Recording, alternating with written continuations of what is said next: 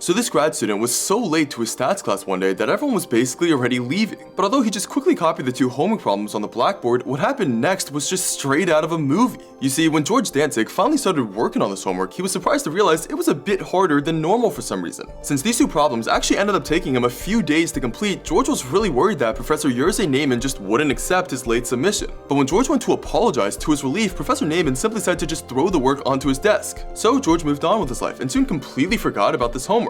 That is until 6 weeks later when he was suddenly jolted awake by Professor Neyman banging on his door at 8 a.m. As it turns out, those 2 questions on the blackboard had actually been 2 famous unsolved problems in statistics. No one on Earth had managed to crack them yet. But since George had just figured it was homework, he had somehow successfully solved both. Professor Neyman later allowed him to just turn these 2 problems in as his thesis. And when another mathematician finally solved the second problem more than a decade later, he realized that George had already gotten the same answer, so he simply listed him as his co-author without ever even meeting him.